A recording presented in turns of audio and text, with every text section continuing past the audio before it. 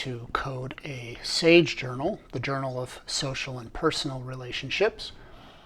We go to the form where one enters this information, and I enter my email address to confirm that I am the coder, and now enter the name of the journal following precisely the naming that is in a Web of Science database as closely as possible.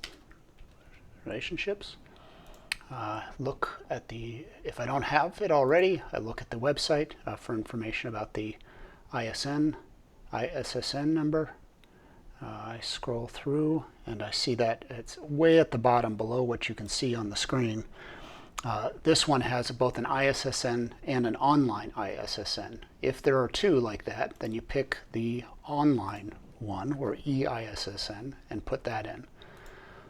On the web page will indicate in almost all cases when it is a journal that is associated with a society that it is associated with one. Here on SAGE, it's listed right there, International Association for Relationship Research. So I'm going to put that in as well, International Association for Relationship Research. Enter journal email editorial contact if that is available. So I jump back and I look for journal information. Who can I email? It doesn't say. Stay connected.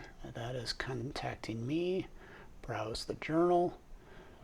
So it is not obvious how to email someone at the journal with the question, but it could be under editorial boards. Why don't we jump to that? So there is not contact information here. So I'm going to leave that blank, but I will copy the editor's name so that I can put that in the place of the email address for contacting the editor. So obviously emails are better, but later someone can always add email addresses if that's not coded. The key thing to get coded is whether the top policies themselves. The other metadata is very useful. So the policy page is the critical page. We'll go to submission guidelines here on SAGE. That's obviously the one that's going to have the information about what is to be coded. So that's the page where we want a permanent link. So PERMA, the PERMA website makes that possible. So I'll put that in and it will create a permanent version of the page as I coded it. If you don't have access to PERMA CC, then just copy and paste the actual link to the author instructions page into the form so that at least it directly links to verify the codings you have. So I'll copy the URL that PERMA generated, drop it in there, and now it's time to code the policy. So we're on that policy page for the journal, and as you get experienced with a particular publisher, you'll get very quickly identifying where the relevant information about top policies are in their materials. So first thing to look at is in what do we publish. You want to make sure they empirical findings are part of what the journal publishes. If they don't publish empirical findings, it may be that the top guidelines are not relevant. For example, if it's just book reviews or opinion pieces, then there's not really much that top guidelines can do, so it may not be one to code. This is also often where registered reports are mentioned if they are offered. So that's, I don't see anything about registered reports, so I'm going to keep going. Writing the paper, peer review policy, interesting but not relevant, authorship, acknowledgement, conflict of interests, publication ethics, plagiarism, prior publication. So all of these things are important parts of policy but not part of top guidelines. So we just blast through it. Open research statement, that looks like it could be something relevant. As part of IR's encouragement of open research practices, encouragement, that's not a good word. Authors will, that's a good word, need to upload a completed disclosure statement, which will appear as a footnote in the published version of the manuscript. All right, that is good. What is it that it that you have to say in that statement. It's not clear. We ask that blind and non-violated versions be asked. For these statements, please use these instructions, wording provided in these two templates. Okay, so let's see what is in that template. Oh, it downloads as a Word document in this case. This is a unique thing that I've not yet seen in any journal. So I'm just going to bring in Word here, what it pulls down. As part of ours, this research was or was not pre-registered. Aspect, the registration was submitted to. Data and research cannot be publicly shared, available on request because of X. Data obtained, materials can be. Okay, so this is nice because what they're encouraging, meaning they're not requiring all these open practices, but they are requiring this statement. And so they have a statement about pre-registration, they have a statement about data availability, and they have a statement about materials availability.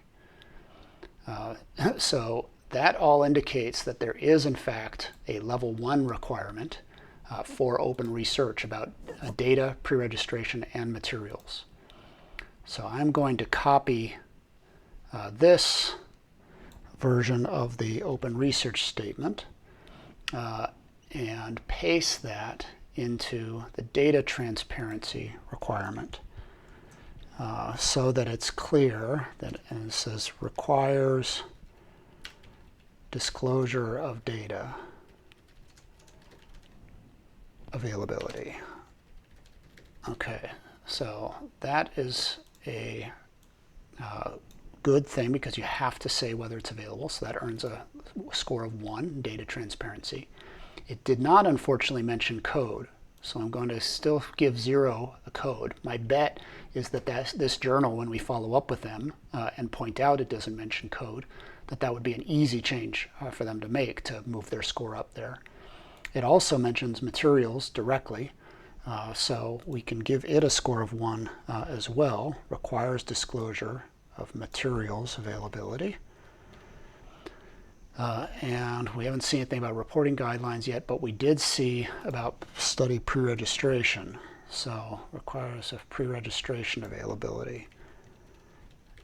And it doesn't distinguish between study and analysis plan, but we give both of them a score of 1 in this case because it is asking about pre-registration, and then we can, as a reader, can go and check whether it has all of these things. So that is good news for this journal getting some good scores. So let's see, we continue. When filling this statement, be mindful, okay?